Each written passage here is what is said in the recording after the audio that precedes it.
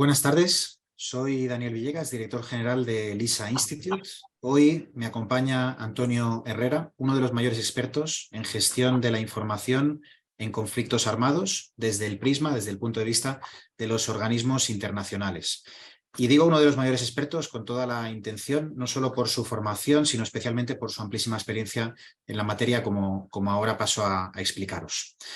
Antonio empezó su carrera profesional en el 84 en el Ejército de Tierra de España como oficial de seguridad. 2 años después como responsable de recursos humanos y profesor. En el 98 tuvo su primer cargo como jefe de equipo en operaciones de recopilación de información y ahí empezó luego su etapa, su trayectoria profesional relacionada con la gestión de la información. En el año 2000 empezó a nivel internacional como Ops Assistant de los headquarters de Eurofor. Eurofor es la European Rapid Operational Force que está ubicada en Italia.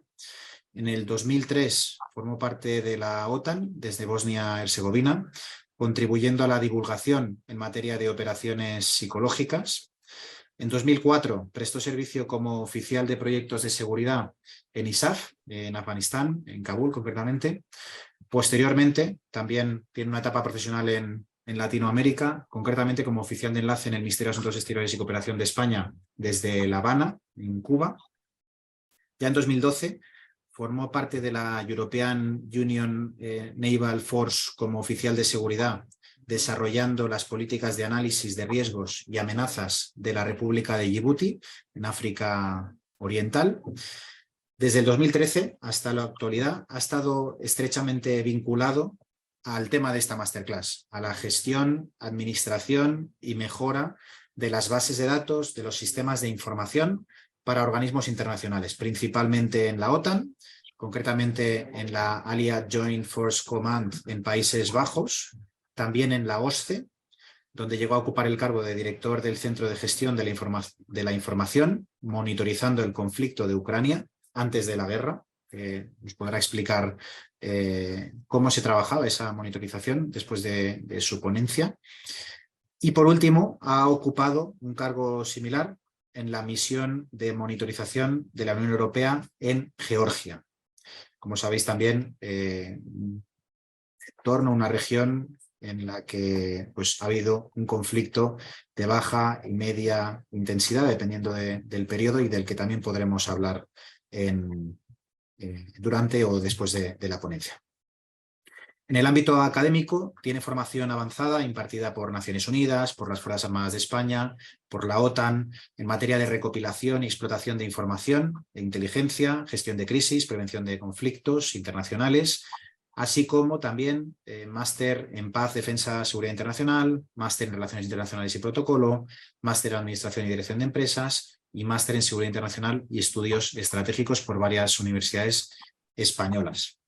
En el ámbito docente, Antonio Herrera es profesor de LISA Institute de varios programas formativos, entre los que destaca el máster profesional de analista de inteligencia y el máster profesional de analista internacional y geopolítico. Antonio, bienvenido. Es un auténtico placer compartir este espacio de aprendizaje contigo. Muchas gracias, Daniel. Buenas tardes a todos. Y aquí estamos para haceros una breve explicación del tema de la gestión de crisis en conflicto internacional desde el punto de vista de la información. Informaros que Antonio Herrera, al igual que otros expertos en inteligencia, en gestión de la información o con experiencia en organismos internacionales, también participa como profesor y como mentor y como también tutor de trabajo final de máster en el máster profesional de analista de inteligencia, que para el que no lo sepa, pues es un máster 100% online de 9 meses de duración y cuya próxima edición ya tiene inscripciones abiertas. El objetivo de este máster que tiene una doble titulación universitaria, es preparar analistas de inteligencia que cubran la creciente demanda por parte de empresas y por parte de instituciones públicas. Como sabéis algunos ya, y como algunos ya estáis acabando vuestro máster, algunos de los asistentes, a lo largo del máster se crean unidades de inteligencia en las que los alumnos de diferentes países y de forma colaborativa resuelven misiones, retos en entornos profesionales simulados con la ayuda de mentores como Antonio, que son profesionales en activo en esta materia. Este máster ha sido concebido no solo para ser un lugar de encuentro, donde ampliar vuestra red de contactos a nivel nacional y a nivel internacional, sino que también permite desarrollar habilidades analíticas, potenciar vuestro pensamiento crítico y adquirir conocimientos fundamentales para cualquier analista, pero también para cualquier asesor o consultor que esté recomendando a personas de tomar determinadas decisiones o analizando temas complejos, temas críticos, temas estratégicos. Recordad, por último, que este máster tiene un itinerario de inteligencia aplicada a la seguridad y a la defensa para aquellos que trabajan o aspiren a trabajar en el ámbito policial, militar, agencias gubernamentales, departamentos de seguridad e infraestructuras críticas, entre otros. Y también este mismo máster tiene un itinerario de inteligencia competitiva y económica para aquellos que quieran especializarse en el ámbito de la inteligencia más empresarial, más económica, concretamente, ¿no? Dicho esto, quien esté más interesado pues tiene toda la información a través de la página web. Estamos haciendo ya las entrevistas de admisión para la próxima edición y hay 20 plazas limitadas para particulares y profesionales. Como sabéis, esta masterclass se titula Análisis y gestión de la información en conflictos armados. Para comenzar, le formularemos una serie de preguntas que nos han hecho llegar los alumnos y miembros de LISA Comunidad a través de nuestro canal de Discord, lo que llamamos LISA Comunidad, que ahora pasaremos el enlace para que quien no esté inscrito pues pueda inscribirse gratuitamente. Y posteriormente, Antonio presentará un PowerPoint para estructurar su ponencia y después de la misma le formularemos algunas preguntas que nos hagáis llegar ahora mismo durante su ponencia. Muchos de nuestros alumnos aspiran a trabajar en organismos internacionales en los que ha trabajado Antonio. En tu caso, Antonio, has estado más tiempo trabajando en el extranjero que en tu propio país natal. ¿Cómo surgió esa oportunidad y por qué en su día, hace ya décadas, escogiste esa deriva profesional? Bueno, pues voy a ser muy claro en ese aspecto. En aquellos momentos, pues en las Fuerzas Armadas había un gran déficit de personal con idiomas, entonces sobre todo el inglés, y eso dio pie a que surgiera una serie de vacantes que había que cubrir con necesidad del perfil determinado de inglés. Nosotros en la Fuerza Armada tenemos el SLP, el Standard Language Profile, que es una normativa aplicada de la OTAN en donde se marca unos niveles determinados de idiomas, ¿no? Entonces, con un nivel determinado, pues podías optar a esos puestos. Para mí siempre fue un reto, ¿no? El además de poder irme a otro país e intentar aportar conocimientos y avanzar en conocimientos en otros países internacionales, compartir información y poder trabajar con otros personal, staff de otros países, pues siempre fue muy, muy interesante, ¿no? Y verdaderamente enriquecedor. Por lo tanto, sí que a partir de ahí empezaron a caer una serie de puestos y de misiones internacionales de un determinado plazo de tiempo, de unos 6 meses a un año, dependiendo, en distintos puestos, ¿no? Sobre todo basados o con cierta relación en lo referente a temas de información, de inteligencia en el ámbito militar. Entonces, digamos que ese interés es el que a mí me marcó por conocer otras formas de hacer procedimientos, en este caso dentro de la OTAN, y ya con el tiempo pasar a otras organizaciones internacionales como fue la OSCE o como fue la Unión Europea.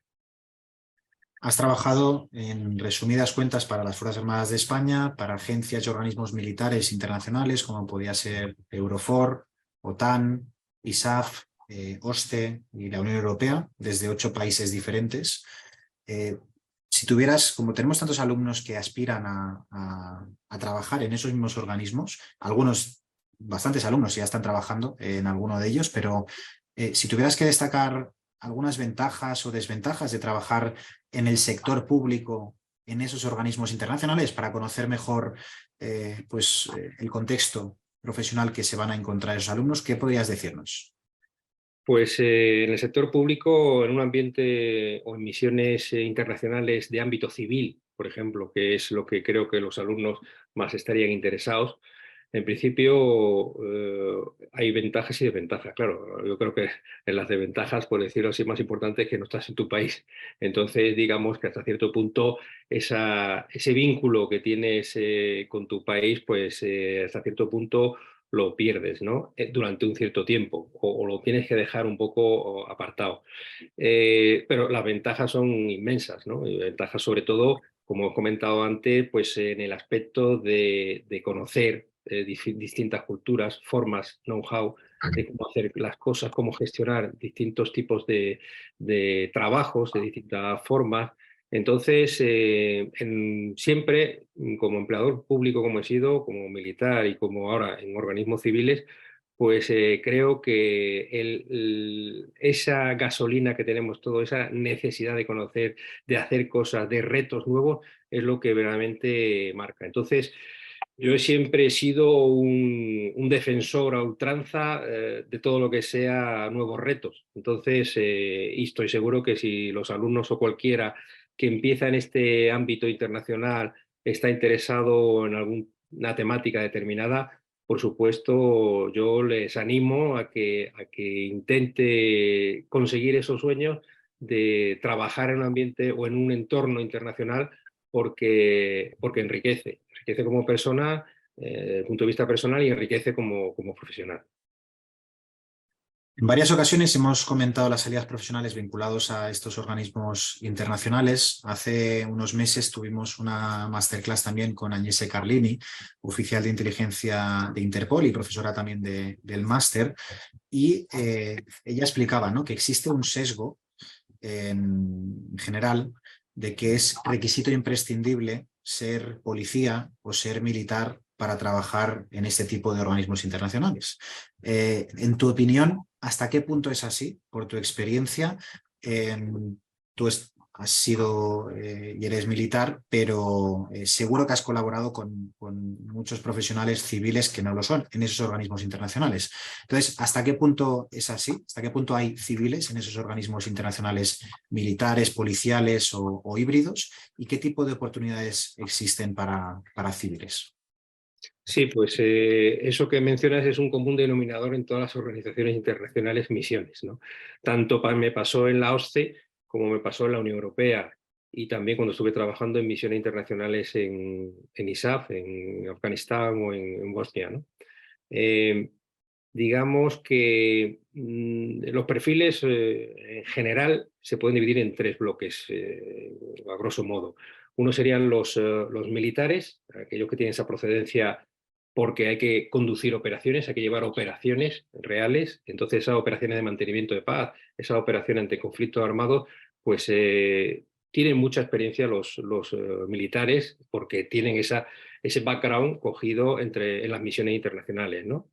Por otro lado, hay otro perfil muy claro que es el policial, porque hace falta hacer investigaciones determinadas sobre aspectos ya puntuales, con lo cual esas investigaciones requieren de un personal cualificado para algunos aspectos, casos de monitorización, casos de, por ejemplo, investigaciones sobre acciones por violaciones de derecho a la guerra en puntos determinados. Entonces se necesita investigación con este personal. Y por último, hace falta personal también civil en ámbitos, por ejemplo, del derecho o en ámbitos de ingeniería, porque cada vez es más importante, por ejemplo, en Naciones Unidas es importante todo el tema de logística.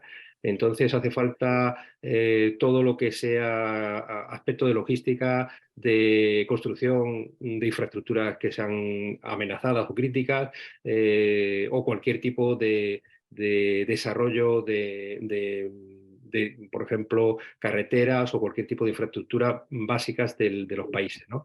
Entonces, esos tres elementos, el civil, el militar y el policial, conjuntamente al final dan sus frutos, ¿no? Desde distintos puntos de vista, por supuesto, porque cada uno tenemos una forma de hacer cosas variables o puntos de vista distintos, pero sí que esa unidad, esa integración para poder obtener objetivos se hacen gracias a la puesta en común y cómo desarrollar al final los objetivos que te van a indicar en las operaciones a llevar a cabo. Sí.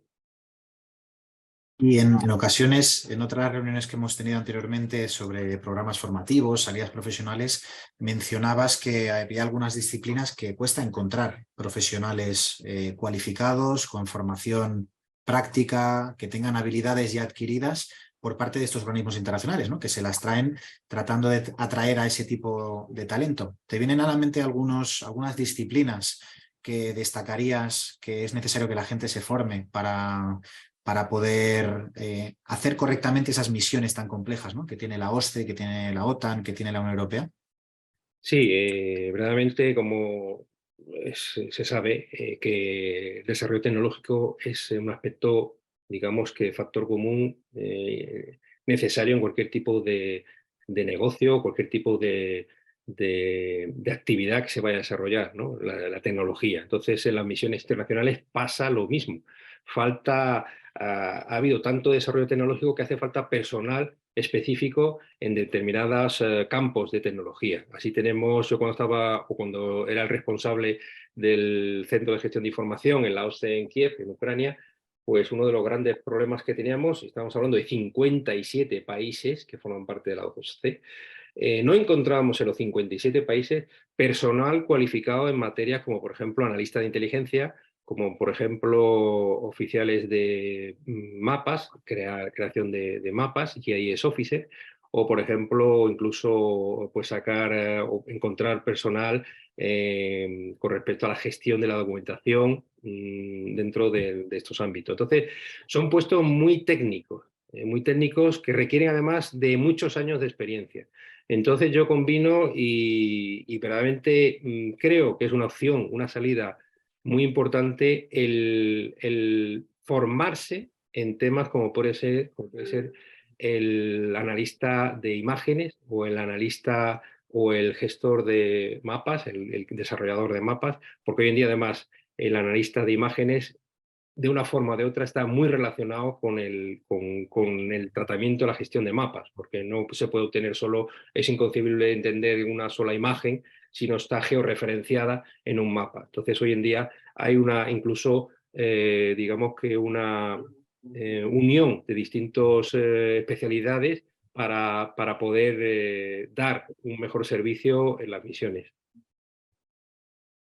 Perfecto. Pues habiendo dicho esto, que no quería desaprovechar la oportunidad para preguntarte esta inquietud constante de los alumnos, vayamos adentrándonos en el objeto de la masterclass y para poder contextualizarla, como siempre, y como estamos repitiendo ya en todos los tribunales de TFM que estamos haciendo en estos días, que es muy importante acotar espacial y temporal y temáticamente cualquier exposición, presentación, análisis, investigación.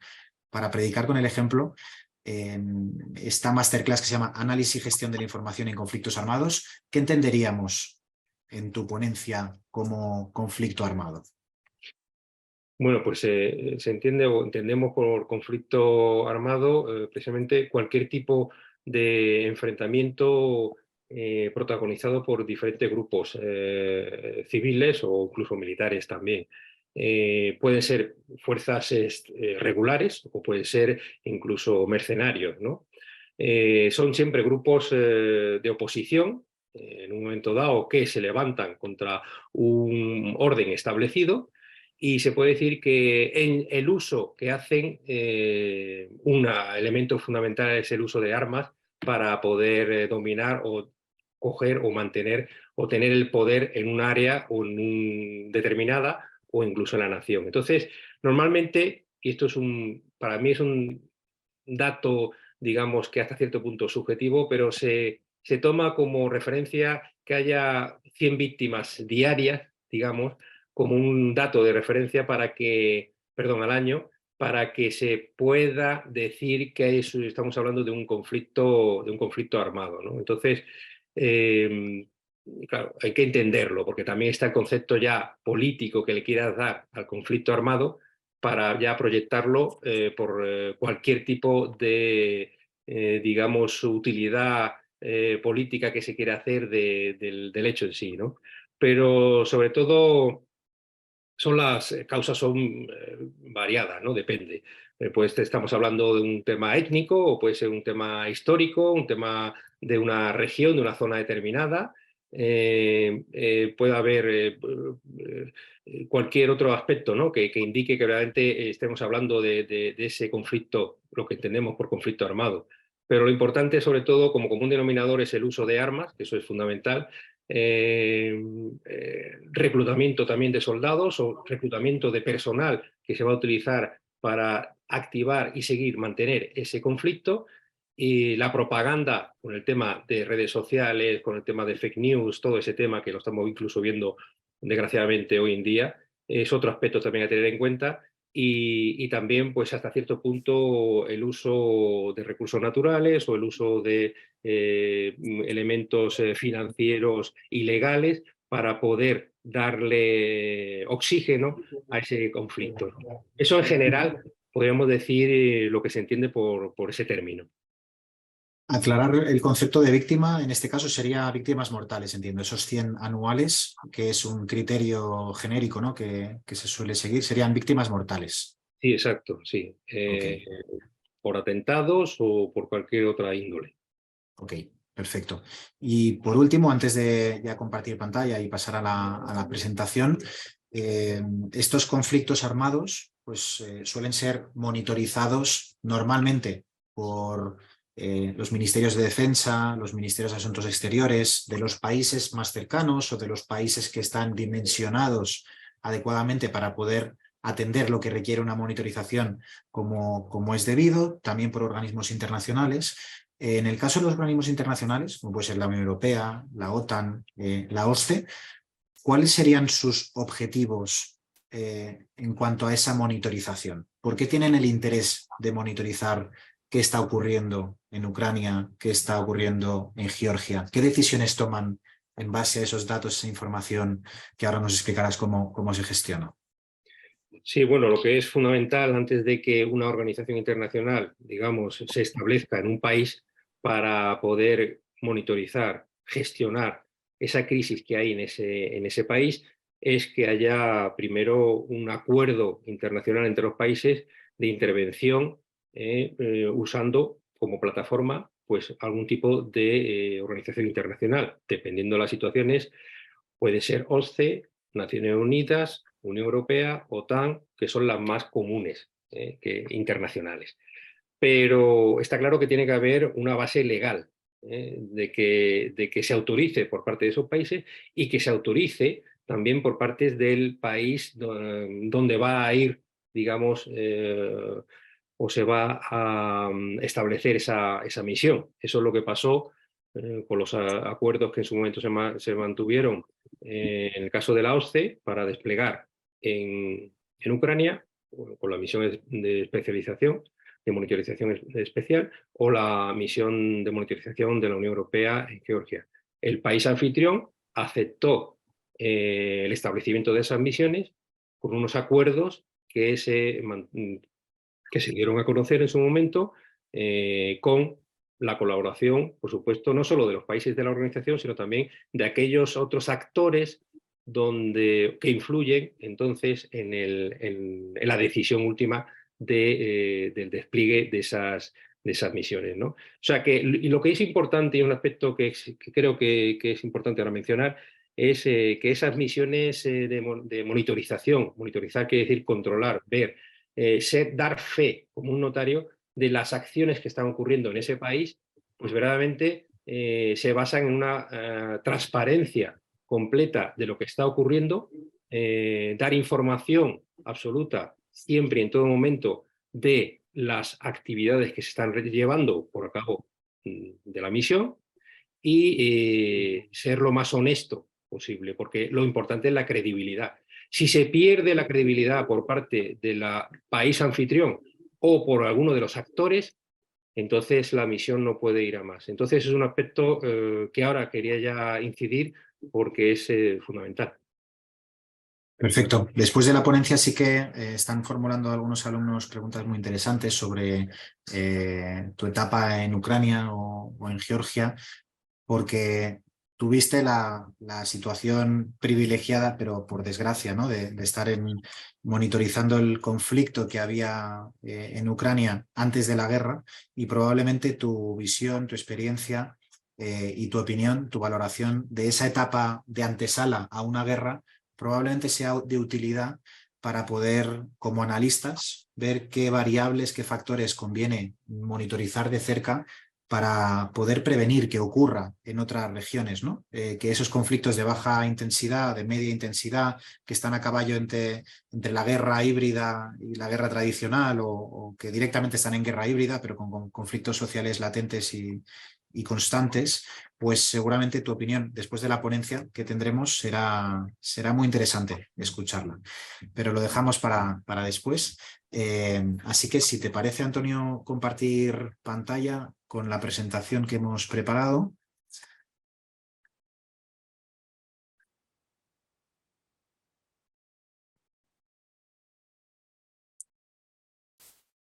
Vamos a ver.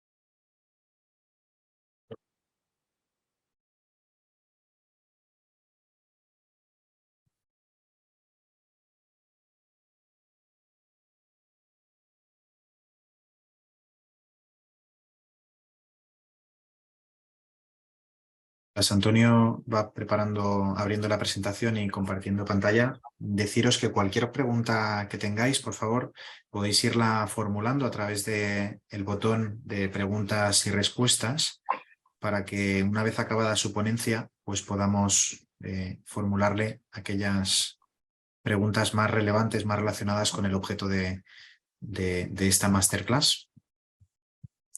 ¿Está ya? No, tienes que darle al botón de compartir pantalla que está abajo, verde, Sí. y luego seleccionar la pantalla. Si tienes una pantalla solo, la primera de la izquierda arriba, donde se vea el... Sí, lo que pasa es que, claro, estoy con el Mac y está bloqueado. Se ve que el uso de... Vamos a ver ahora.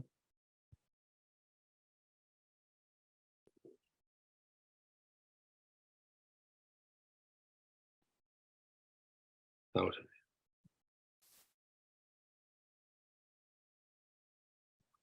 Puedes seleccionar o la propia pantalla o seleccionar...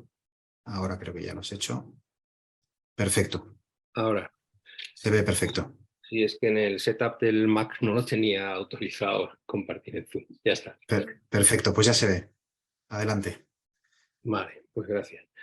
Bueno, pues vamos a hablar, esto va a ser, o esta presentación, mi idea es hacerlo de una forma genérica, introductoria, sobre la cuestión del concepto de gestión de información, porque verdaderamente inicialmente es algo árido. Yo comprendo que a estas horas, además, en peninsular, pues es bastante duro ponerse aquí a tener conceptos o hablar de conceptos analíticos y demás, ¿no? Lo voy a intentar hacer lo más así fácil y comprensible para que se cojan por lo menos esos conceptos más fáciles, ¿no? O intuitivos.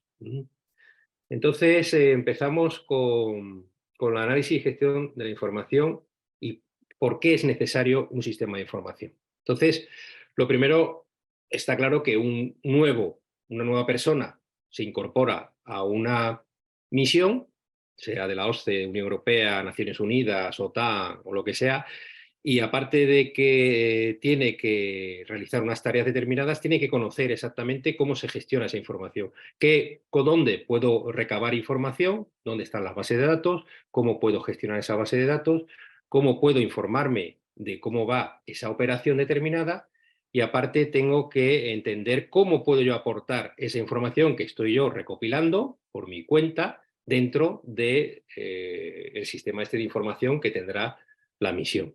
Eso es importante.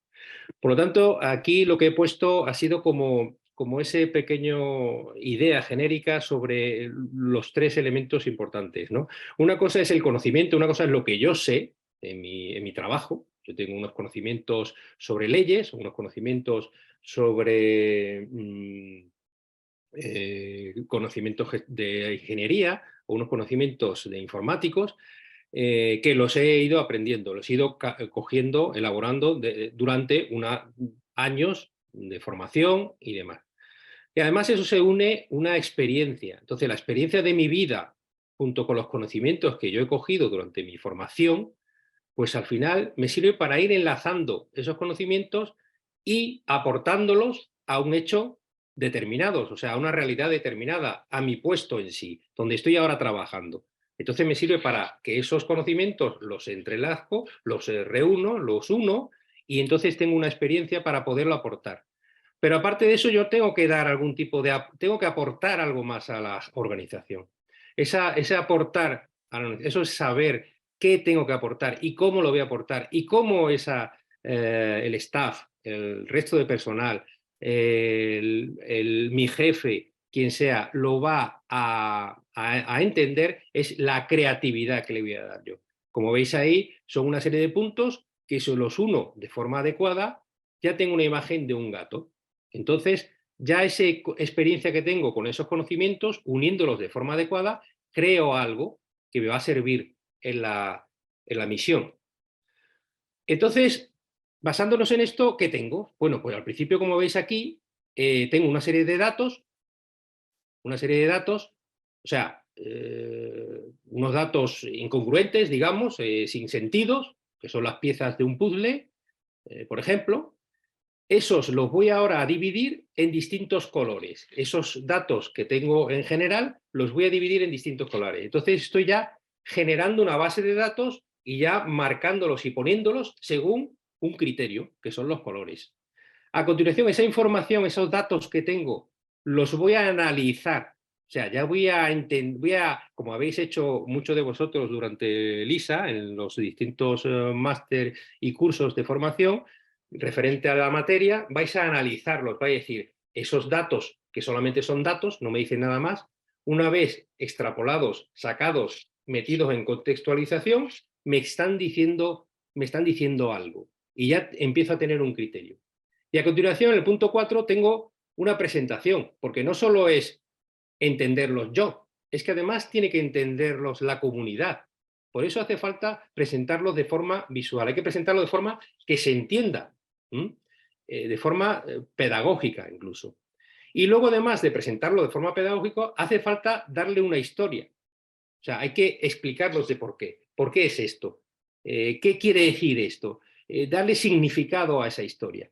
Esos serían, digamos, los 5 puntos de forma gráfica para que entendáis, para que se entienda de lo que partimos. De unas bases de unos datos solo que no nos dicen nada, los agrupo, los pongo en colores, a continuación los analizo y a continuación ya lo presento de forma visual para posteriormente explicarlo con una historia. Es lo que estamos haciendo ahora mismo. Entonces, hace falta comunicarse, hace falta entender lo que el otro necesita. Por eso hace falta crear un soporte, una herramienta que sea capaz de explicar, de poner exactamente lo que nosotros sabemos, de forma clara, definida, que no haya duda. O sea, tenemos que hablar y tenemos que tener el mismo lenguaje, la misma información, la misma comunicación, en el mismo lenguaje. Entonces, tiene que ser integrador. Las misiones tienen que hablar en el mismo lenguaje. Los soportes que usemos, las herramientas que usemos, tienen que ser todas iguales, todas usadas por todos, para que al final esa comunicación tenga su coherencia y sirva para la toma de decisiones, que es lo que estamos buscando. Entonces, primero hay que identificar el problema. Nosotros, los usuarios, vosotros, que habéis trabajado como analistas, que habéis trabajado en equipo, necesita una plataforma, algún ente, algo donde esa información se pueda obtener y se pueda seguir. Y esa información, uno de los problemas que tenemos, incluso yo creo que lo habéis, por algún comentario de algún alumno, alguno me lo ha comentado, está muy encapsulada. O sea, la información de algunos no se compartía con la de otro, con lo cual crea no sinergias de información, sino que cada uno tiene su parcela de información, pero que hay que integrarlas en un mismo soporte. Esa información se tiene que compartir por todos, esa es la idea. Entonces, uno de los problemas que hay, la estandarización, no existe, sino que cada departamento, oficina en las misiones de la OSCE, Unión Europea, OTAN, muchas veces pues tienen su propio procedimiento. Eso a mí se me ha dado el caso, ¿no? De que empieza una misión nueva porque se ha tomado una decisión política y se despliega en un país, pero eso está muy bonito, pero luego hay que llevarla a cabo al día a día, hay que conducir operaciones. Las operaciones necesitan, entre otras cosas, pues recabar información de forma eficiente para que se pueda compartir. Entonces hay que estandarizarla. Otro problema que hay es la herramienta de búsqueda adecuada, porque muchas veces, bueno, yo estoy ahora mismo ya destinado en una misión y empiezo a buscar sobre temas de género y me doy cuenta que de género solo me aparece en una región mucha información, pero en una zona, en una ciudad de otro sitio del país, pues no tengo esa información que estoy buscando. Entonces, necesito una herramienta que verdaderamente se integre y nos dé la información necesaria de un tema determinado que es de lo que estamos buscando, para que al final nos dé, que lo que buscamos nos dé unos datos determinados para toma de decisiones. Otro elemento, otro problema también es aumentar la eficacia en analizar con rapidez los datos y obtener resultados. O sea, yo tengo que tomar decisiones porque mi jefe en misiones normalmente, por mi experiencia os lo puedo decir, el jefe quiere soluciones rápidas. ¿Por qué? Porque tiene que mandar una patrulla o tiene que tomar una decisión sobre una temática determinada en horas. Y en ese momento necesitas información. Y esa información tiene que estar apta para obtenerla a corto plazo. El jefe no le puedes llegar y decirle, bueno, ya pasado mañana le daré la información que me pidieron. No, yo tengo que tomar una decisión esta tarde. Por lo tanto, importante el que esos datos estén actualizados y con accesibilidad para poder desarrollar nuestro análisis. Entonces, ¿qué pasa? Pues que los problemas que tienen sobre todo las misiones es, en general, adolecen de que no hay herramientas de análisis, tendencias, comparación de datos, todo eso en general, quiero decir. O sea, son problemáticas que surgen porque se necesitan unos soportes tecnológicos importantes y hay que invertir también. Se están consiguiendo, verdaderamente, hay organizaciones que han conseguido bastante desarrollo en este aspecto, pero está claro que hace falta desarrollar o aumentar ese nivel.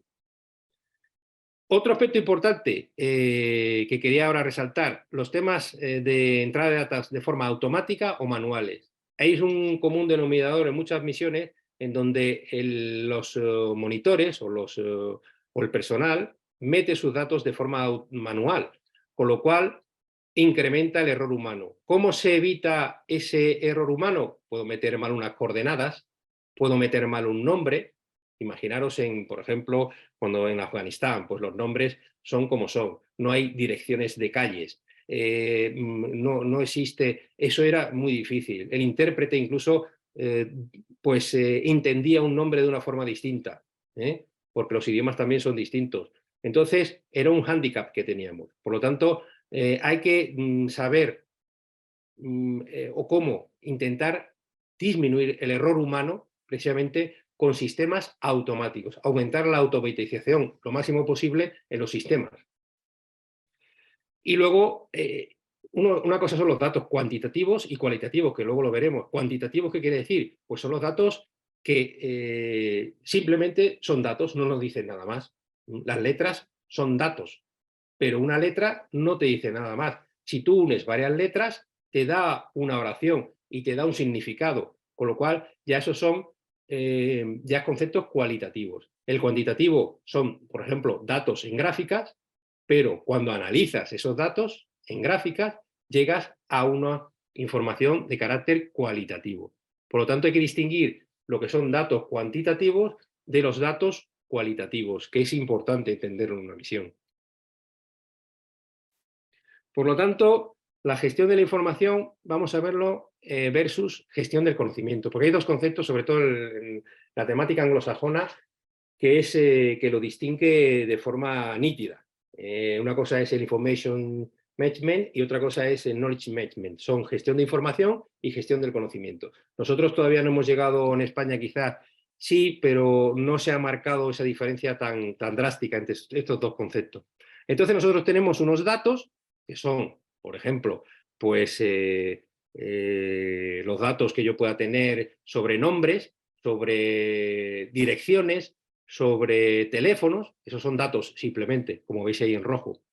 Pero en las columnas, en las escalas, en esta pirámide, sería la base del concepto de gestión de información. A continuación tenemos el concepto de información, que es cuando esos datos yo los meto en un sistema, en una herramienta, para poder unirlos. Hago un relational database que se llama una base de datos relacionado, en el que toda esa base de datos de nombres, teléfonos, direcciones que tengo en una misión, por ejemplo, de personas con las que yo voy a trabajar, pues las relaciono y la indico dónde están geográficamente y qué tareas hacen. Entonces estoy ya estoy haciendo lo que se llama información. Y luego ya pasamos al estadio, al nivel del conocimiento. El conocimiento es ya cuando genera una información de valor, cuando ya tiene un sentido esa información que yo he recibido, porque yo le doy un valor ya debido a mi experiencia, como dije antes, debido a mis conocimientos profesionales. Entonces ya puedo hacer una aplicación de esa información de forma lógica y que tenga ya un sentido. Esto ha pasado por este motivo y va a ocurrir esto. La tendencia es esta otra. Y lo demás ya sería la sabiduría, que eso ya depende de cada uno, en el sentido de que se aproxime más o menos al concepto en sí de lo que se está buscando, ¿no? Entonces, lo de siempre. Una cosa es el conocimiento, otra cosa es la experiencia y otra cosa es la creatividad, cuando yo ya le aporto ese valor añadido. Y yo quería hacer como un resumen entre esos dos conceptos. Gestión de información, pues es todo el elemento, todo lo que tenga que ver con crear, con almacenar bases de datos, con esa compartición de la información, que es fundamental. El concepto de, bueno, crear herramientas, bases de datos, que me relacionen conceptos con otros. Esos son, por lo tanto, datos cuantitativos. Mientras que el conocimiento es cuando yo esa información que tengo la exploto. O sea, ya le doy valor, le doy forma y ya quiero decir algo con eso. Entonces, ya diseño incluso un procedimiento, una forma determinada de generar ese valor añadido con algún sistema, alguna herramienta. O sea, que uso ya datos cualitativos en sí. Al final, ¿qué es lo que estoy buscando? Tomar decisiones.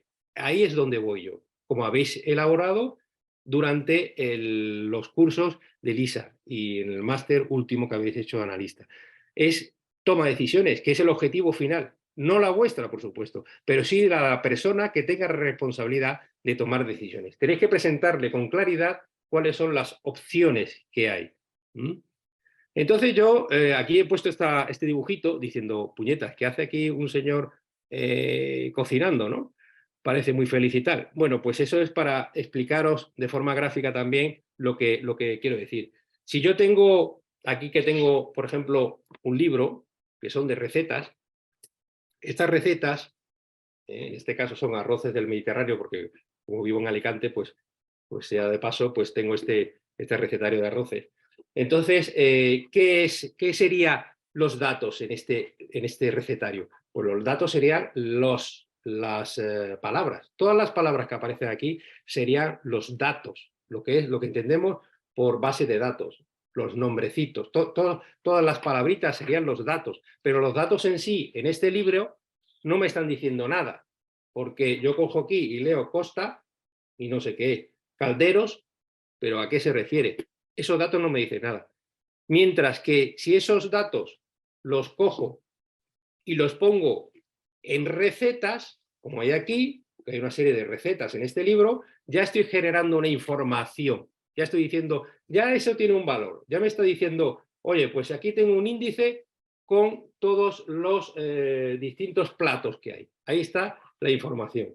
¿Y qué sería el conocimiento? Pues el conocimiento sería mi experiencia que tengo yo sobre la cocina, que puede ser alta o baja. Pero yo, en el momento en que cojo un risotto al vino tinto y lo leo, mi conocimiento me dará la capacidad de hacer este menú con más facilidad o menos facilidad. Ese sería ya el conocimiento, en la gestión del conocimiento, la experiencia que tengo yo en cocinar, que pueda aplicarlo a esta información que tengo de cómo se hace el risotto al vino tinto. Yo creo que con ese ejemplo queda más o menos claro la diferencia entre lo que son datos, palabras, lo que es información, la receta, y lo que es el conocimiento. Aplicar esa receta de forma eficaz, que me salga un risotto al vino tinto, buenísimo, para chuparse los dedos. Ahí está la diferencia entre hacerlo bien o hacerlo mal. Ahí está la diferencia en una misión entre desarrollar una función, un trabajo de forma correcta o no, como analistas, por ejemplo. Bueno, entonces en la Unión Europea, si nos basamos, por ejemplo, en el caso de la Unión Europea, donde trabajé ahora en Georgia, pues había unos retos muy claros respecto a la gestión de la información, en el que se intentaba aplicar unos estándares de recolección de información, de presentarla, de herramientas que fueran iguales, similares para todas las distintas misiones, porque lo que es un error es crear misiones distintas y aplicar gestiones de información distintas, pues en el fondo es lo mismo. Por lo tanto, uno de los retos o problemas que había era buscar con facilidad la información disponible. O sea, es que el problema que hay es que son puestos rotatorios donde los monitores van por periodos de 6, 1, 2 años o 3 años, depende de la política de cada país, y entonces esa persona se iba y venía otra, con otras ideas distintas de gestión de información, de poner carpetas con su información, crear otra carpeta, pero que no compartía. Entonces, al final, ahí había unos problemas verdaderamente de facilitar esa información, de que esa información no se perdiera. Luego, otro tema importante es la habilitación de seguridad. Como sabéis, en todas las misiones hace falta una habilitación de seguridad. O sea, tanto en OTAN como en Unión Europea, como en Naciones Unidas, depende, y en OSCE, hace falta tener, pues, el país te da una habilitación de seguridad, que normalmente si se solicita, en el caso español, es al CNI, y se tarda normalmente de 6 meses a 8 meses el obtener la habilitación de seguridad. Es un proceso que puedes entrar en la página de internet del Gobierno de España, en el CNI, y se puede solicitar con un motivo determinado, porque la habilitación de seguridad te lo dan para una función determinada. O sea, si vas a un puesto de analista en tal misión, pues te va a dar una habilitación que durante ese destino vas a tener la habilitación de acceder a NATO Secret o a Confidencial, a lo que sea pertinente. Entonces hay que diferenciar entre redes SYNCLAS y redes de seguridad, SecNet. Entonces la SYNCLAS está abierto para todo el mundo, ahí no hace falta tener habilitación de seguridad, pero para redes de seguras sí hace falta. Yo en la misión internacional de la Unión Europea, por ejemplo, estaba el personal local que no tenía acceso a la red SecNet de la Unión Europea, y el personal que éramos internacional de los países que componen la Unión Europea, con una habilitación de seguridad pertinente, tenemos acceso, por lo tanto, a esta información que se encuentra en esa. Por lo tanto, es muy importante tener en cuenta que son dos redes distintas, no están unidas de ninguna forma. Tanto las INCLAS como las SecNet están diferenciadas y no se pueden extraer información si no es autorizada, dependiendo de la política de cada misión. Luego, establecer estándares de datos para su gestión. Hace falta, como hemos dicho anteriormente, estándares. Hay que poner normas. Cómo integrar la distinta información para que sepa todo el mundo que tiene acceso a esas redes lo que hay. Porque esa información va a ser tratada de distinta forma, dependiendo de la persona. Hay personas que están en el tema género, que extrapolan información, estadísticas, por ejemplo, de mujeres, abuelos o niños dañados durante el conflicto bélico y lo ven desde un punto de vista distinto al que puede tener el que trabaje en operaciones. Entonces, dependiendo de tus necesidades, vas a ir a esa fuente de información, a esa plataforma de información, para sacar la información que realmente necesitas. Diseño de plataforma, como he dicho, pues hace falta crearla según lo que necesite verdaderamente el usuario. Por eso muchas veces la plataforma, cuando se diseña, tienes que tener en cuenta lo que se llama user experience. Tienes que tener en cuenta la experiencia del usuario, porque tiene que ir enfocado a ese usuario. Si tú vas a aportar, vas a comprar un coche, tú le vas a preguntar a la persona vendedora, la persona vendedora te va a preguntar, ¿para qué quieres ese coche? Pues lo mismo, tú vas a diseñar una plataforma de información donde vas a tener toda la información, pero tienes que preguntar al usuario, ¿para qué quieres tú la plataforma? ¿Qué es lo que tú necesitas? Eso es fundamental. Hay que implementar políticas de intercambio de conocimiento y aprendizaje, por supuesto, porque muchas veces es como un muro. Dices, puñeta, yo de esto no quiero saber nada, porque me da miedo, porque no lo sé. Eso es humano y hay que romper eso. Entonces, hace falta enseñar, atraer a ese usuario. Por lo tanto, hace falta un training, hace falta cursos para que el personal entienda y vea que es la mejor forma para obtener y gestionar la información que necesita. Entonces, las fases de obtención en desafíos tenemos prácticamente lo de siempre, lo que ocurre en cualquier organización. Problemas presupuestarios, claro, todo esto requiere dinero, inversiones, estamos hablando de tecnología que requiere inversiones y bastante dinero, un diseño de una estrategia clara y definida para evitar errores, porque esto es a largo plazo, y son políticas y estrategias a largo plazo. Y luego identificar vacíos de información. Bueno, muchas veces cuando tú desarrollas un proyecto, pues muchas veces hay gaps, hay vacíos y tienes tú que intentar solucionarlos con los usuarios. Y luego, pues los elementos de obtención. Realmente muchas veces estás limitado a los elementos de obtención. Igual tienes drones para obtener información. Esos drones hay que saber, esas imágenes, cómo van a ir a la plataforma, cómo se van a descargar los vídeos, las fotos, cómo se va a poner ahí, cómo se va a no sé, tener a lo mejor con otro partner que nos dé información de satélite. ¿Cómo vamos a gestionar esa información en la plataforma? O sea, los elementos de obtención que tengamos, según cuáles sean, hay que tenerlos también en cuenta de cómo meterlos y tenerlo y gestionarlo en la plataforma. Bueno, el Collection Plan, el plan de obtención, que ya lo habéis trabajado todos, sabéis lo que es. Simplemente, pues un proceso que va a utilizar el jefe de la misión, como siempre, para poder obtener toda la información, todas las necesidades que tiene. Entonces, el Collection Plan, ya quiero ir acortando por el tiempo que tenemos, pues en el plan de obtención, que ya lo conocéis, por lo tanto, el Collection Plan, que hace falta en todas las misiones, hace falta un Collection Plan, un plan de obtención, un PROP, un programa de obtención, es necesario, porque hace falta conocer en qué momento estamos en la operación. Hace falta crear a nivel OTAN, es por ejemplo en el caso que se utiliza el concepto de PIR, que son los requisitos de información prioritaria, o sea, qué realmente necesita el jefe de misión. A nivel estratégico tiene una serie de necesidades. Entonces, hace falta cubrir esos PIR. Esos PIR me va a decir el jefe de misión. Necesito en el Collection Plan que me des esta información para yo tomar decisiones. Por lo tanto, el PIR estaría al máximo nivel estratégico. ¿Qué información necesita el jefe de misión?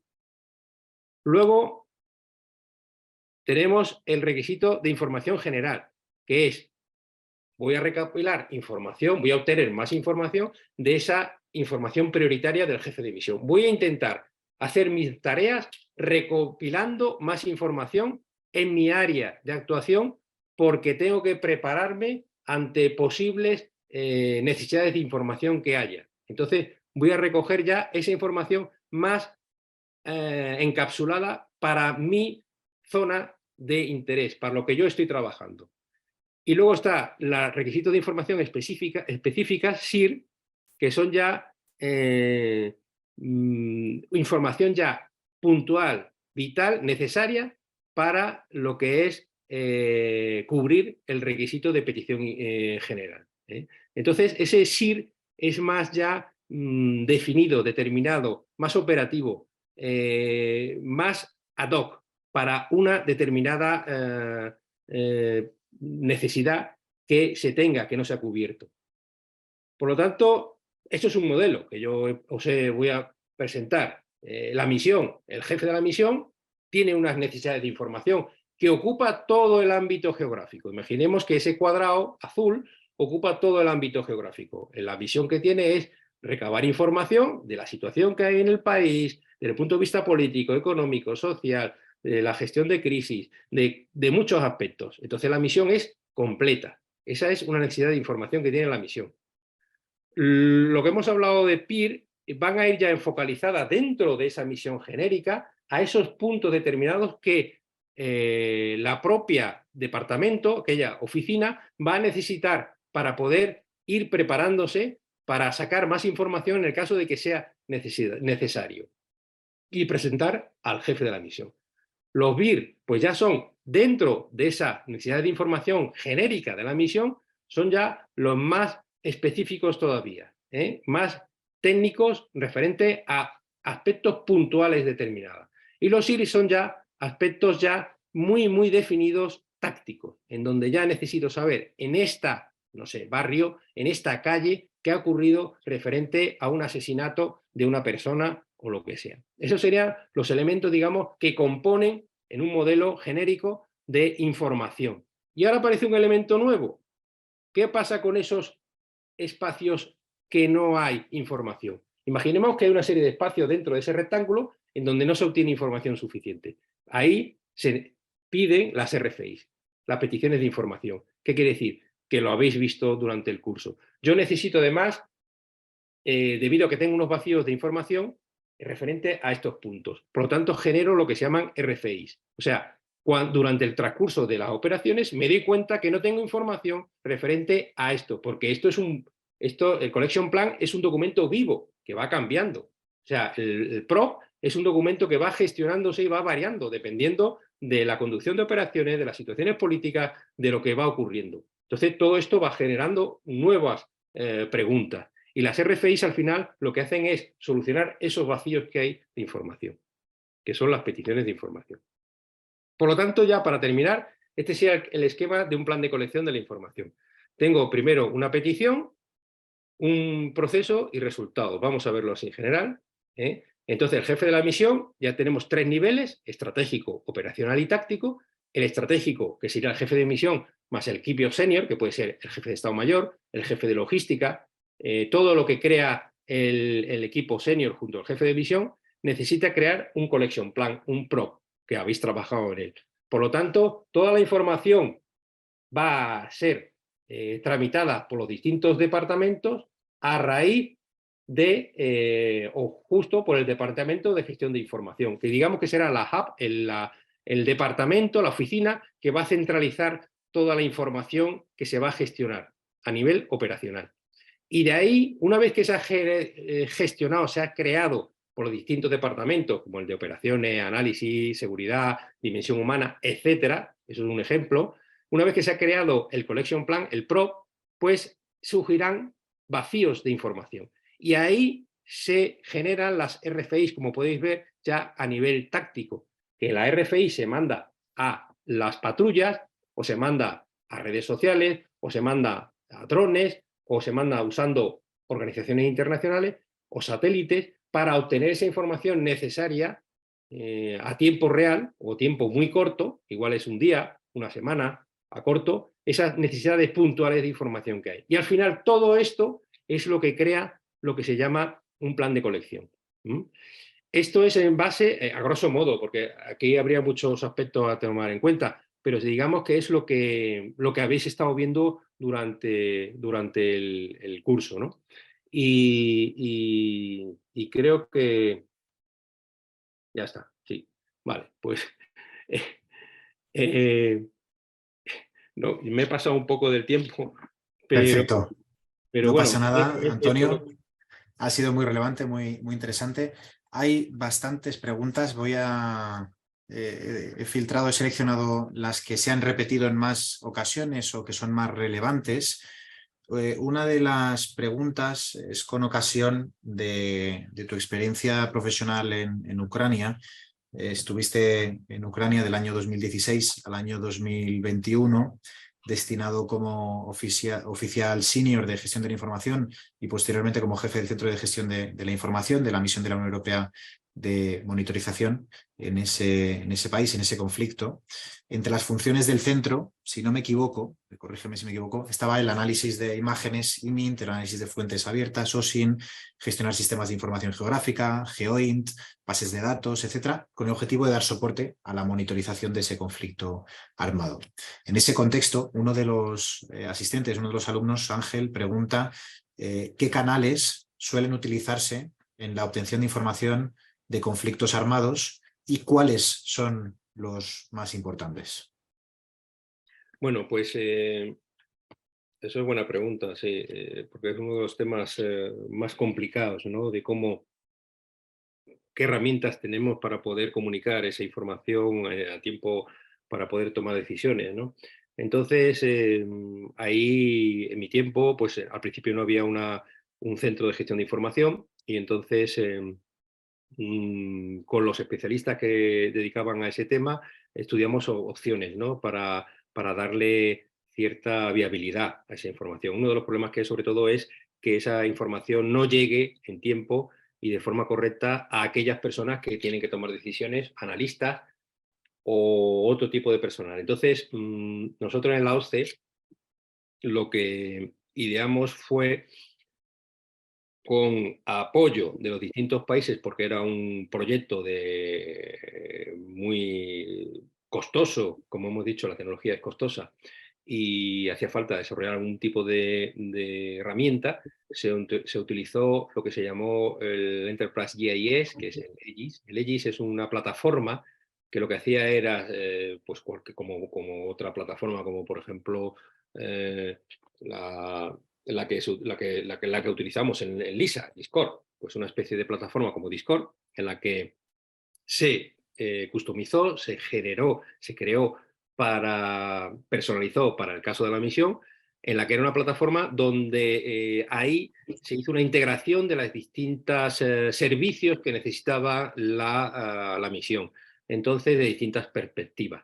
Por lo tanto, lo que se creó fue un software con la ayuda de ESRI, Canadá, en la que ayudando con el apoyo con tecnología punta, lo que se hizo fue crear una plataforma en donde se tenía que dar acceso con un perfil determinado a las personas que tenían de la misión, tenían acceso a esa plataforma y en esa plataforma tenían toda la información de servicios que necesitaban. Por ejemplo, una patrulla ha salido ayer y ha generado un informe y ese informe automáticamente se cargaba en el sistema y ese informe se podía ver colocando la fecha, poniendo una serie de datos, se podía crear ese documento en Word o en PDF e incluso se podía georreferenciar. Pues entonces, con una serie de coordenadas, había un link, había un análisis,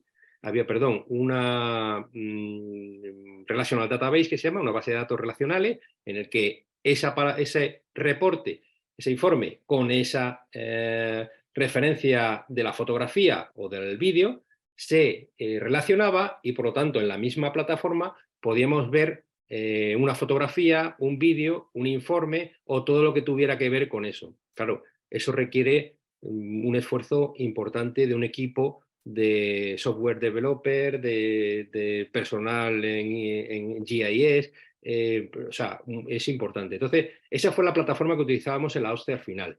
Al principio, lo que se hacía era lo típico que siempre se utiliza, que es mandar correos electrónicos adjuntando información, o bien, algunas veces, si era de gran peso, como son imágenes de vídeo, de drones, pues se utilizaban carpetas compartidas, entonces se le daba acceso, nosotros dábamos acceso a esas carpetas a determinado personal, y ese personal, analistas de imágenes, tanto en Kiev como en Donbass, en las zonas de conflicto, para que tuvieran acceso a esas informaciones y pudieran entonces recabar, analizarlas, ¿no?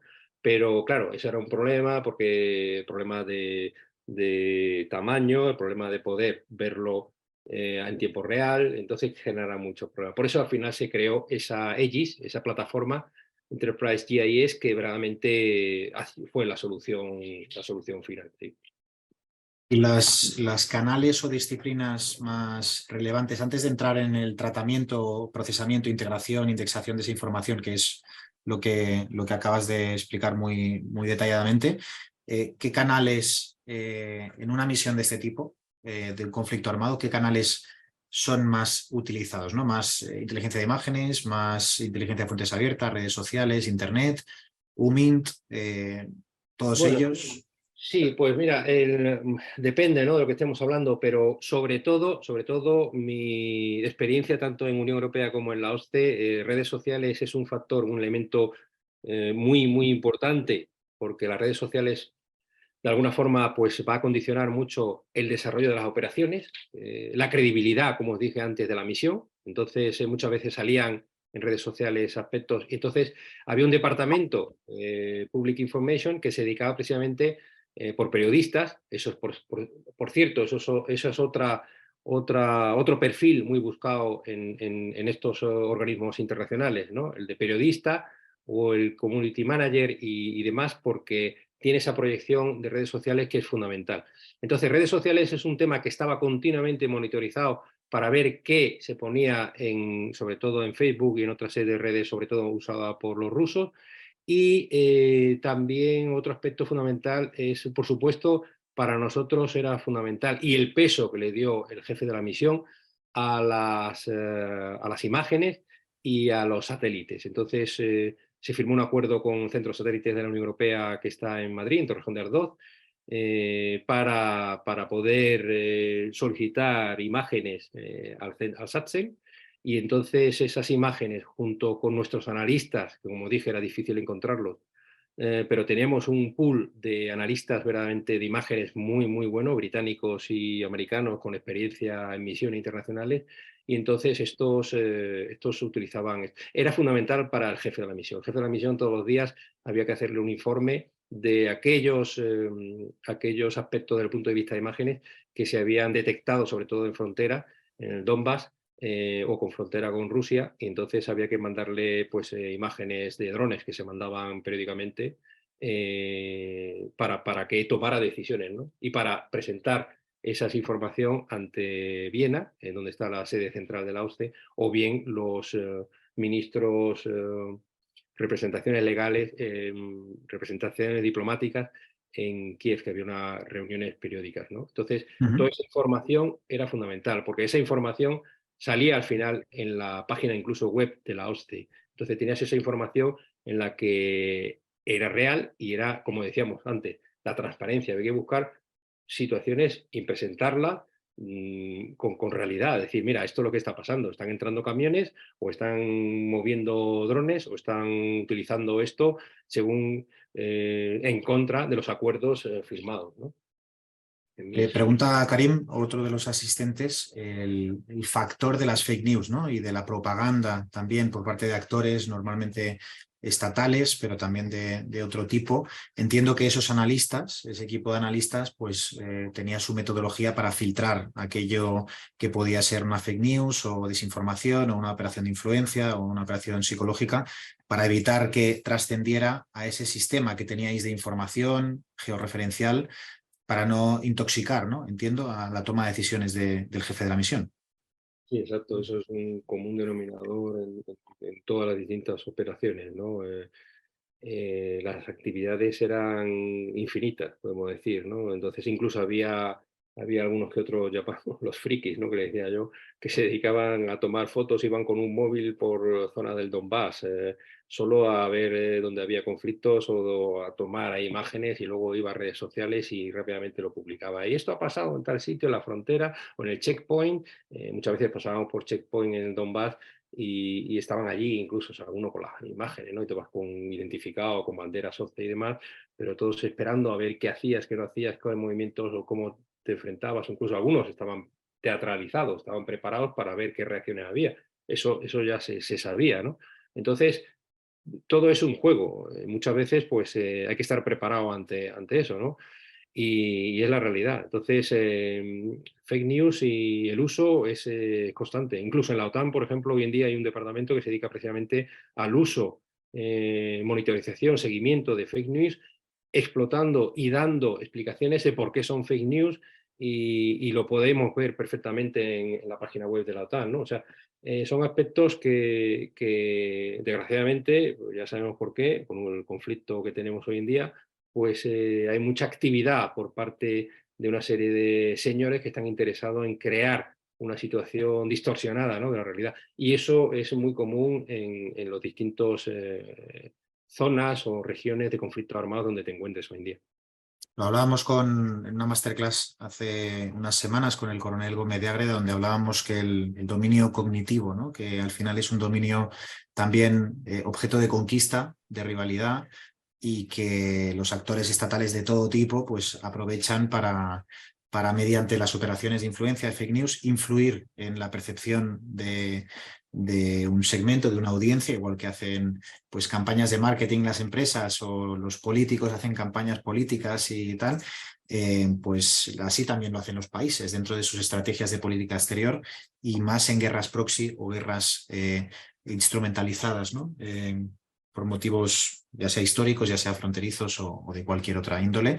Es súper interesante todo el tema Sí, del dominio cognitivo. el aspecto cognitivo que has comentado es un aspecto que cada vez tiene más influencia en cualquier crisis, ¿no? Y lo estamos viendo continuamente. Además, daros cuenta que nuestros países democráticos, pues la opinión pública juega un papel de peso, un papel que tienen que tener en cuenta los políticos, digamos, ¿no? Entonces, hasta cierto punto hay otra serie de señores que intentan manipular esa percepción, ¿no? De lo que estemos hablando. Y eso es difícil, ¿no? El combatir eso es complicado. Perfecto. Vamos a ir acabando. Hay alguna pregunta más que me parece interesante formularte, Antonio. Hay una pregunta que es, ¿cuáles son los principales actores que es conveniente monitorizar en un conflicto armado como el de Ucrania, en este caso situándonos antes de la guerra? O sea, en un conflicto de baja, media o alta intensidad, pero que no llega a conflicto armado, pero no conflicto bélico en el que hay explícitamente actores estatales en rivalidad. ¿Qué actores se monitorizan para determinar en qué punto se encuentra ese conflicto? Bueno, hay una serie de elementos, aspectos que se tienen en cuenta siempre en la evaluación, ¿no? En la evaluación de hacia dónde va la operación y poder desarrollar una conducción de operaciones acorde con lo que nos encontramos, ¿no? Entonces, hay aspectos como, por ejemplo, o que tiene mucha importancia, no solo cuando estaba yo, sino hoy en día, es fundamental, ¿no? La opinión pública de los civiles que están en el conflicto armado. Entonces, conocer la realidad de aquel granjero, aquella persona que vive en un pueblecito en la frontera o en la zona de crisis o de conflicto armado es fundamental. Por lo tanto, el tener un contacto directo, mandando patrullas, conocer su estado, intentando ayudar, porque muchas veces, o pasaba en Donbass, había que ponerse de acuerdo, y ahí era la misión de la OSCE, ponerse de acuerdo entre las partes para dejar pasar a lo mejor una ambulancia, porque esa ambulancia llevaba a personal que tenía que ser tratado de cáncer, fue el caso, en una serie en centros médicos de la parte controlada por el gobierno. Entonces, ese factor de conocer realmente las necesidades que tiene el personal civil es un elemento fundamental de cualquier misión de monitorización, porque estamos hablando de vidas, o sea, es algo más serio. Entonces, eso era lo que realmente motivaba a todos los que yo he conocido en la misión, en que no había horas, ¿no? Si había que ir a ayudar a una abuelita que estaba en un pueblo perdido y ayudarla a llevarla a otro, a encontrarse con otro ser de la misma familia, ¿no? Otro ser humano y que para confrontar, pues se montaba para poder trasladarla, ¿no? Entonces, el factor humano, la dimensión humana, es un elemento fundamental en cualquier misión de la OSCE, en el caso que yo estaba, ¿no? Otro aspecto que yo destacaría, además, es el aspecto de comunicación en el sentido de que general, en el que realmente hay que intentar proyectar los valores que tenemos nosotros en la Unión Europea, valores del Estado de Derecho, ¿no? De valores que todos tenemos en mente, proyectarlos de forma correcta y que lo entiendan por parte no solo de la población, que eso pues era importante, sino también de aquellos responsables políticos de ambas partes que tenían que tomar decisiones, ¿no? Entonces, mandar mensajes continuamente, reuniones en el que se diera a conocer esos valores de la Unión Europea o valores humanos, ¿no? Son los elementos que yo creo definirían lo que es la misión de monitorización, para intentar desescalar, que es lo que estás intentando. Estás intentando salvar vidas de alguna forma. Por lo tanto, hay que cambiar actitudes y formas de pensar.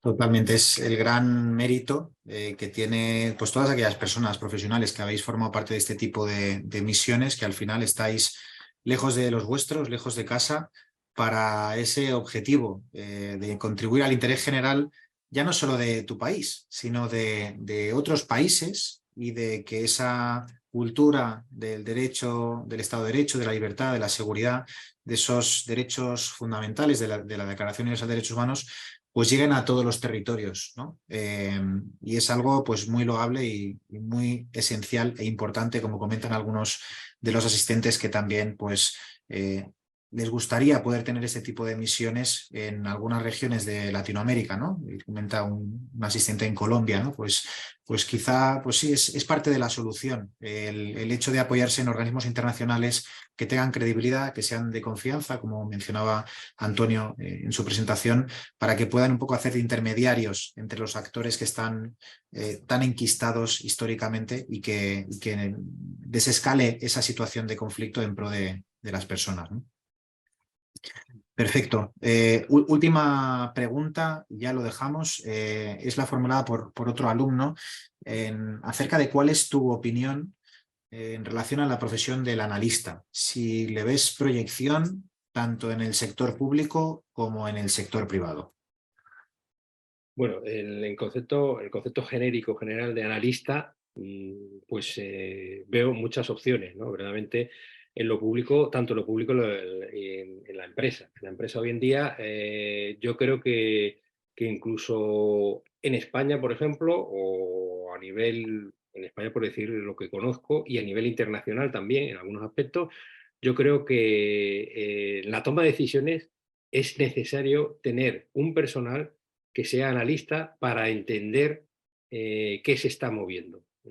Entonces, yo pienso que el analista, en el tema que sea es fundamental y es necesario para cualquier empresa. O sea, de cierto nivel, o de personas o empresas que tengan que tomar decisiones a largo o medio plazo. Entonces, necesitan de un personal cualificado. Por eso están las distintas especialidades dentro del analista, que es necesario, ¿no? Ver la tendencia. Y en lo público, por supuesto, o sea, aparte del militar, hay muchos puestos, al CNI por supuesto, pero en otros estamentos, donde necesitan esta figura. ¿Por qué? Porque el papel al final de tomar una decisión se basa en el conocimiento. Y el conocimiento, la única forma de adquirirlo es con personas que tengan la suficiente cualidad, actitud para aportarla, sea en lo que sea. Lo que pasa es que hoy en día se está llegando a una gran especialización. O sea, ya no estamos hablando de un analista genérico, sino a lo mejor, incluso, por ejemplo, la OTAN prepara o necesita a personal analista que sea económico, que sea social, analista social, las sociedades de que compone, analistas que sean militares, por supuesto, para conocer armamento, situaciones, despliegue y demás. Necesitan analistas desde el punto de vista, a lo mejor financiero. Entonces, ya estamos hablando de una especialización determinada. En el caso de la OTAN está clarísimo. Yo me acuerdo cuando estaba en el cuartel general de la OTAN en Brunson, en Holanda, pues que dentro de J2, en inteligencia, había un departamento, una oficina determinada de analistas, y esos analistas no era un analista genérico, ya no había analistas genéricos, ya había analistas especializados, como he dicho, en distintas temáticas, en militares, naval, aéreo, terrestre, tierra, y luego estaban el social, había otro cultural, y ahora una lista cultural, o sea, para ver realmente el estudio quizás de esas sociedades desde otro punto de vista, y entonces financiero también, porque hoy en día no olvidemos la cantidad de movimientos que hay de capitales de forma ilegal, ¿no? Y que está aumentando cada vez más.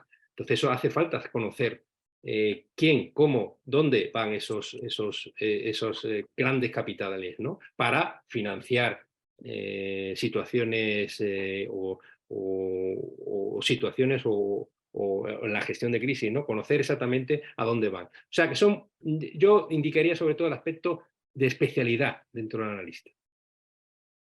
Por complementar, Antonio, decirte, Juan, que en LISA Institute, más allá de los 50 programas formativos entre cursos y másteres universitarios que ofrecemos, también hacemos muchísima formación a medida en análisis de inteligencia, en OSINT, en IMINT, en GeoINT, entre otras disciplinas, a múltiples empresas e instituciones públicas, tanto en Europa, en América o incluso en África. Nuestra percepción es que cada vez la demanda de analistas, la cultura de inteligencia es mayor, porque nos vienen cada vez más organizaciones, más instituciones, más empresas a las que quieren formar a sus trabajadores. Y empresas o instituciones que es la primera o la segunda vez que lo hacen. De modo que esta cultura de inteligencia está extendiéndose e impregnando en sectores donde quizás antes pues no sabían ni siquiera qué era esto de la inteligencia o lo asociaban directamente al espionaje, ¿no? En vez de a la toma de decisiones y al pensamiento crítico y al resto de aplicaciones que tiene el análisis de inteligencia. Y no solo eso, estas mismas empresas, estas mismas instituciones a las que formamos, cuando no tienen tiempo para formar a sus trabajadores, nos envían ofertas de trabajo para que las publiquemos en LISA Work y las hagamos llegar a los alumnos. De modo que eso es otro indicador, ¿no? A tener en cuenta, la cantidad de ofertas de trabajo que se publican semanalmente en relación directa con el análisis de inteligencia, el análisis internacional, que van pidiendo, como comenta Antonio, ya no solo analistas de inteligencia, con cursos, másters especializados, sino también con especializaciones concretas, ¿no? En inteligencia de imágenes, en materia de inteligencia geoespacial, en OSINT, inteligencia de fuentes abiertas, porque ya disponen de necesidades concretas y de equipos multidisciplinares, cada uno con su compartimento, ¿no? de análisis y de canales de obtención. Así que, en resumen, nuestra visión es que la profesión del analista no solo va a ir a más, sino que probablemente sea una de las últimas en digitalizarse y en ser sustituida por la famosa inteligencia artificial, porque hay muchas otras tareas profesionales que pueden ser sistematizadas y que las herramientas, la tecnología y los algoritmos vayan a sustituir a corto o medio plazo, pero la del análisis de inteligencia, el análisis internacional, el análisis político, que tiene intrínsecamente variables cualitativas que no pueden fácilmente calcularse como si fueran un algoritmo sencillo, sino que requiere esa creatividad que tenemos las personas, esa percepción, esa intuición, que será muy difícil, ¿no? Que una máquina el día de mañana pueda llegar a sustituir en análisis de inteligencia. De modo que, por todo ello, yo creo que son factores e indicadores que nos permiten augurar un aumento de la demanda de analistas en general de inteligencia en particular y especializados en alguna de las disciplinas que comenta Antonio, por darte una respuesta un poco complementaria o añadiendo a lo que Antonio hacía referencia. Si me permite solo comentar que lo que dice es que, por supuesto, es así. O sea, los analistas, cada vez hay más necesidad de analistas, pero es que ya no solo son analistas, es que hay otra serie de puestos que hacen falta también de especialistas, ¿no? Estamos hablando de gestor de documentación, por ejemplo. Gestor de documentación que está relacionado con la gestión de información, donde los analistas forman una parte fundamental. Hace falta los RFI managers, o sea, los gestores de esas RFIs que hemos estado hablando durante la presentación. Hace falta alguien que gestione esa información. O sea, si yo hago una petición, esta tiene que llegarme a mí y lo tengo que mandar a otro sitio. Entonces hace falta RFI managers, por ejemplo. Hace falta también gestores en fuentes abiertas. Los periodistas juegan un papel fundamental. Hace falta, nosotros tenemos un departamento de fuentes abiertas que lo llevaban periodistas, por ejemplo, en temáticas determinadas, ya no solo dentro de fuentes abiertas, es que dentro de fuentes abiertas estábamos o queríamos investigar o saber más sobre una temática determinada de fuentes abiertas, de algo, de un tema determinado, ¿no? Entonces, había mucha especialidad dentro de ello. O sea, que el campo ya no es solo el analista, como entendemos el analista, esa persona que desarrolla un informe de inteligencia, hace a lo mejor su valoración y hace un informe, sino que hay alrededor de ese analista de inteligencia otra serie de elementos que son muy importantes. Gestores de información que lo necesita el analista, porque el analista no tiene capacidad para obtener información de todo lo que hay, porque la masa de información es tan grande que no tiene esa capacidad. Por eso es necesario de otra serie de puestos alrededor de ese que le va a proporcionar exactamente lo que necesita. Perdona, solamente era... Totalmente preciso y relevante el comentario. Al final es como un equipo de fútbol. El analista pues, puede ser el que quizás marque los goles, pero evidentemente sin medio campo que le pase la pelota, sin defensa que permita poder prevenir la fake news o prevenir la desinformación, sin un entrenador que esté ahí motivando, repartiendo el trabajo, sin un portero, sin un público, es muy difícil, ¿no? Que un analista pues realmente pueda llevar a cabo su trabajo correctamente. Y son profesiones también en inteligencia o en análisis que son imprescindibles para poder llevar a cabo este trabajo y que también pues, los alumnos pueden formarse y especializarse en ellas. Así que tenemos que dejarlo aquí, ya nos hemos pasado de la hora. Esperamos que la masterclass de hoy ayude a entender mejor la importancia de la gestión y análisis de la información en general, pero en específico en lo que se refiere a la seguridad internacional y a los conflictos armados en particular. Esperamos también que esta sesión haya servido para divulgar la cultura de inteligencia, la cultura de análisis tan necesaria para comprender mejor los tiempos de guerra como los que nos ha tocado vivir en la actualidad y también los tiempos de incertidumbre, desinformación e infoxicación que vivimos y que pues, paralizan la toma de decisiones de empresas e instituciones. Aquellos que queráis adentraros en el mundo de la inteligencia, de la obtención de información, en cualquiera de las disciplinas que hemos comentado, aquellos que queráis formaros en análisis de inteligencia, análisis internacional, análisis geopolítico, análisis de conflictos, ya sea mediante cursos introductorios avanzados de experto o incluso másteres universitarios, no dudéis en acceder a lisainstitute.com, pedirnos asesoramiento académico, asesoramiento profesional sin ningún compromiso, que podemos facilitaros información que quizás os sea de gran utilidad. Así que, por último, mencionar que aquellos que tengáis interés en entrar en contacto con otras personas igual que vosotros, interesados por estos temas, podéis acceder gratuitamente a Lisa Comunidad, a nuestra plataforma alojada en Discord, donde podéis presentaros, intercambiar información, debatir, analizar la actualidad e ir desarrollando estas habilidades que cada día hacemos el esfuerzo para que conozcáis. Así que nada, dicho esto, Antonio, en nombre del equipo de Lisa y de toda la audiencia, muchísimas gracias de verdad por compartir tus conocimientos, por explicarlos con esa sencillez, con esa claridad y con ese matiz tan importante, porque estoy convencido que les será de gran utilidad a todos los asistentes. Muchas gracias a toda la comunidad y adelante, ánimo a todos. Gracias a todos por asistir. Quedamos en contacto a través del email, a través de Lisa Comunidad. Os deseamos un feliz día a todos, cuidaos mucho y hasta pronto.